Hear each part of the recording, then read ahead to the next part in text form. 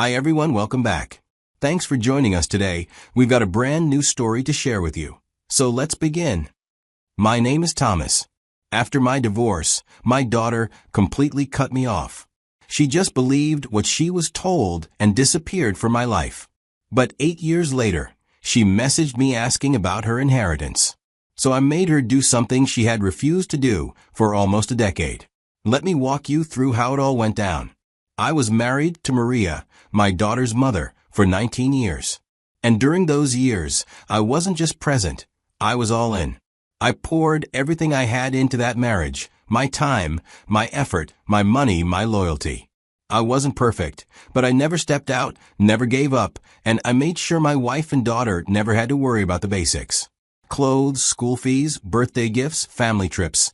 I made sure it all happened, even when it meant I had to sacrifice things for myself. Back then, life was good. Saturday mornings were for pancakes and cartoons. My daughter was a daddy's little girl through and through. I spoiled her. If she so much as hinted that she wanted something, I'd find a way to get it. Her mother, Maria, and I had what looked like a solid marriage. At least, that's what it seemed like from the outside. We functioned well as a team, especially in those early years. We made decisions like partners should. And even when we disagreed, we kept it civil. Things started to fall apart when my daughter was around 14 years old. At the time, I was trying to grow a business opportunity that I truly believed would set my family up for life. I had taken what you'd call a calculated risk. Only, it didn't go the way I hoped. It collapsed completely. And just like that, everything I had worked so hard for was gone. I lost nearly all my savings. Worse than that, I ended up in debt. At first, I didn't tell anyone. I thought I could fix it myself. So, I kept the stress bottled up, pretending everything was fine on the outside. I'd leave home early, come back late, digging through whatever options I had left, try to pull us back to stability. But it became too heavy to carry alone. The sleepless nights, the constant worry, the shame, it started to affect everything. Eventually, I sat Maria down and told her the truth. I explained everything, laid out the numbers, the decisions, and the consequences. And she just stared at me in silence. That silence said more than words could have. From that day on, something changed between us. I couldn't tell if the wall that suddenly came up was because of the financial failure or if there had been cracks before that I didn't see. Maybe this was just the final straw. I don't know. But what I do know is that after that conversation, Maria changed. She didn't yell or accuse me. It was more like she slowly removed herself from our marriage without actually leaving. She'd spend more time at work, go on weekend trips with friends, and when she was home, she barely spoke to me unless it was about logistics, groceries, the bills, our daughter's school events. The warmth we used to have was gone. To anyone on the outside looking in, we still looked like a happy, stable family. I knew we weren't okay, but I held on. Not for me, and probably not even my wife Maria. I held on for our daughter. I didn't want her to grow up in a broken home. Didn't want her to carry the weight of watching her parents fall apart. So I kept showing up, even when it felt like I was the only one trying. I thought if I just held out long enough, we could find our way back. But looking back now, I realized that was the beginning of the end. By the time my daughter turned 17, things between us just didn't feel the same anymore. But I didn't understand it back then. Looking back now, I can trace when it started, though at the time, I brushed it off as teenage mood swings. I thought she was just growing up, learning independence, trying to define herself like most teens do. I didn't want to crowd her. I didn't want to be one of those dads who hovered and smothered their kids when they just needed space. So, I gave her room, thinking she'd circle back when she was ready. I didn't realize she was being pulled further away from me on purpose. Maria, my wife at the time, had started doing something I didn't notice until it was too late. She never came out and told our daughter not to trust me or not to love me. No, she was too smart for that. She did it in passing comments, little digs that sounded harmless, but carried poison. You know how your father gets, she would say when something didn't go as planned.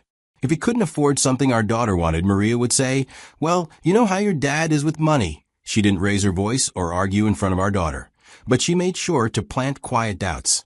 Seeds that, over time, grew into distance. It hurt in ways I didn't even have words for. I'd come home and try to talk to my daughter like we used to, and she'd barely meet my eyes. Now I'd ask how her day went, and she'd shrug or mumble, "Fine." That was it. The sparkle and the warmth were gone. And I didn't know what I had done to lose it. Still, I kept telling myself, give her time. I had no idea that every time I let something slide, Maria was using the silence to reshape who I was in our daughter's mind. She turned me from the man who used to tuck her in at night into some unreliable, emotionally unstable figure. I was the reason my daughter didn't always get what she wanted. It was like watching your own child fade from you, not because she stopped loving you, but because someone was slowly teaching her to unlove you. After losing everything in a business gamble, I'd spent years clawing my way back up, quietly and patiently. By the time my daughter left for college, I had started to breathe again. It wasn't complete peace, but I had finally started to believe that the storm had passed. I'd paid off most of the loans. Business was showing signs of life again. Then one day my wife, Maria, filed for divorce. She didn't come to me for a conversation. She didn't ask for counseling. She went straight to a lawyer and dropped the paperwork on me like a hammer. Maria didn't just want to separate. She wanted to scorch the earth on her way out. In her court filings, she described me as if I were some kind of monster. She told the judge I was angry that I had emotionally shut both her and my daughter out. I was cold and couldn't connect with our daughter, and I was reckless with our family's well-being. It was like she rewrote history and handed it to the court as if it were fact. I remember reading those accusations over and over, trying to make sense of them. I wasn't perfect, but I knew what I had given. But none of that was in the report. Not a single line about the years I gave everything to hold us together. She even went as far as asking for full custody of our daughter, as if I hadn't spent years being present, active, and involved. That's when it became clear. This wasn't just about separation, it was war. And I had to defend not only my rights, but my name. So I fought back. I brought in every photo, email, text, calendar invite, and receipt I could find that showed my involvement in my daughter's life. Every birthday party I organized. Every doctor's appointment I attended. Every parent-teacher conference. I wasn't going to let them erase me from the story. And thankfully, the court saw through at least some of the lies. They didn't give her full custody. They recognized that I had been there, even when things were rough. The real damage wasn't about money or property. It was the silence that followed. My daughter stopped speaking to me. She didn't ask me what happened or want to hear my side. She believed what she had been told. And just like that, I was a ghost. I called and wrote to her. Letters, emails, left voicemails. But there was nothing. No reply. No curiosity. Just a wall of silence. And when she blocked me, I realized she had made up her mind. Losing her was the hardest part of it all. And if I'm being honest, I still don't know what hurt more, Maria's betrayal or my daughter's decision to walk away without even asking why. After the court papers were signed and her mother went her way, my daughter followed. She chose to believe whatever her mother had told her. And to this day, I still don't know what exactly that was. But I tried. God knows I tried. I sent letters, not just one or two, but dozens. Handwritten, typed, emailed. Some long, some short. I left voice messages.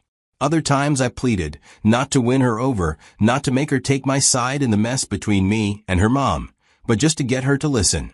Just to get her to give me 5 minutes, one conversation, to hear the truth.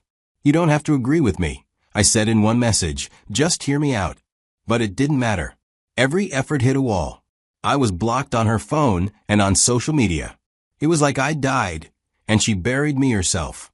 It's hard to describe the pain. People talk about heartbreak after divorce or financial loss. I've known both. But losing your child when you're still alive, knowing they're out there, breathing, living, laughing, and choosing not to have you in their life, that's a pain that sits in your chest and doesn't move. I didn't know how else to deal, so I did the only thing I could. I started writing everything down. I made a digital journal on Google Keep. I treated it like a time capsule. I logged every letter I'd written, every message I'd left, every single emotion I couldn't say to her face. I wrote down memories of us, birthdays, park visits, inside jokes. And one day, I sat down and wrote her a long, detailed message. The kind that takes hours to write. I poured everything into it. Timelines, receipts, explanations. I didn't try to paint myself as perfect. I just told the truth. Every page was an invitation. Whenever you're ready, here's my side. She never read it. Eventually, I had to accept it. She'd never come around. Maybe the version of me her mother had constructed had become too permanent. So I stopped begging. I stopped hoping for replies. I didn't stop loving her, but I had to stop holding my breath. And with nothing left to give to someone who didn't want anything from me, I turned my attention to something that might actually respond. My work. I poured myself into my business. I rebuilt it from scratch. I showed up early, stayed late, and slowly the cracks began to fill. The money started coming in again. But this time, I didn't have a family waiting at home to spend it on. So I invested. In stocks, in property, in ventures. I told myself if I couldn't build a legacy in love, maybe I could at least build one in numbers. By the 5th year of her silence, I made a decision to remove her as a beneficiary from my estate. She didn't want me in her life. I wasn't even sure she'd attend my funeral if I dropped dead tomorrow. And as painful as that was, I had to plan accordingly. I told myself, if she ever comes back, we can revisit this. But until then, my legacy won't sit waiting in the dark for someone who refuses to even turn on the light. For years, I kept trying to rebuild, but even with success coming back into my life, there was still an emptiness. I didn't talk about it much, but it was there. You can have money in the bank, you can sleep in peace, but at the end of the day, a quiet house and a quiet heart don't always mean contentment. I wasn't actively searching for someone new. Truthfully, I thought that chapter was closed for good. I had accepted that some things in life just don't come back, not the way they once were. But as life would have it, something unexpected found its way to me. And I say something, but I mean someone. She came into my life quietly. She was a widow, around my age, with no children of her own. The first time we spoke, it was like two people who had been through enough to know that peace was more valuable than perfection. There was no rush, no pressure. And somehow, those small moments started to matter. She treated me like I was a blessing in her life, not a burden to be fixed or a project to be pitted. That kind of affection is rare. And I knew enough by then to recognize its worth. With her, life felt easy. She didn't need grand gestures or apologies for a past I couldn't change. She just needed me to be present, and I could do that. In her presence, I wasn't the man defined by a failed marriage or a broken relationship with his child. I was simply Thomas, and being seen that way made me feel whole again. Not because she completed me, but because she reminded me that I still had something good to offer, that I wasn't finished. It had been 8 long years since I last heard from my daughter. 8 years since she chose her mother's version of the story over even giving me the dignity of explaining mine. So you can imagine the jolt I felt when, one quiet afternoon, my phone buzzed with a message from an unsaved number. I almost ignored it, thinking it was another scam or some random sales pitch, but something made me open it. It was her. Her message didn't start with "Hi" or "How have you been?" No, it was direct. She said she wanted to talk about her mother, who, as it turns out, was very sick. Then she wanted to talk about her inheritance. After nearly a decade of silence, not a single question about my life, my health, or how I'd been coping all these years. We arranged to meet. I picked a quiet cafe. When I saw her walk in, my heart thudded in my chest. She looked like her mother, but gone was the warm little girl who used to run into my arms. This version of my daughter was guarded, stiff, like she was meeting a stranger. We barely got through basic pleasantries before she dropped the real reason she came. Looking me straight in the eye, she said, "Will you help for once in your life?" That one sentence, it knocked the air out of me. For once in my life, I wanted to scream. Did she forget that I drained myself dry trying to keep our family afloat when her mother emotionally checked out? But I didn't yell or argue. Instead, I chuckled, then looked at her and said, You blocked me 8 years ago. I left you a message back then. Unblock me. Read it." She got defensive right away, her voice rising with frustration. She accused me of trying to score points, of being petty now that they needed something from me. I let her vent without matching her anger. I didn't defend myself with more words. I'd already said everything I needed to say years ago. So I calmly repeated, "Read the message. That's all I'm asking." And then she left. I didn't know if she'd actually go through with it immediately. I wanted her to read one message in particular that I'd written for her. It laid out everything. The timeline, the decisions, the sacrifices, the truth behind the distance that crept into our home, and the ways her mother quietly poisoned her view of me. I didn't hold back in that message. I included screenshots, receipts, references, and even voice memos from people who had witnessed our family falling apart from the outside. I didn't write it to win her over. I wrote it so that one day, if she ever came back, the truth would be waiting. A few days passed. I heard nothing. Then one evening, my doorbell rang. It was her. No walls or attitude this time. As soon as I opened the door, she broke down. Years of pain, misunderstanding, and bitterness came pouring out through her tears. She sobbed, "I don't know what to say. I thought you didn't care." I looked at her, steady and quiet, and said, "You believed what you were told. Now believe what you saw." We sat down together. She told me she had read everything.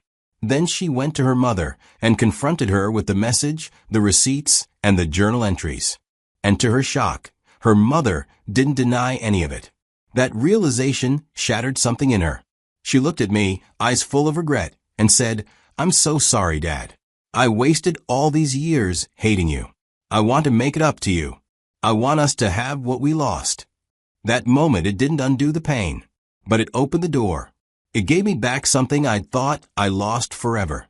Now this is where things get complicated, and I've been stuck. After 8 long years of silence, pain, and unanswered messages, my daughter is back in my life now. And it's not perfect, of course not.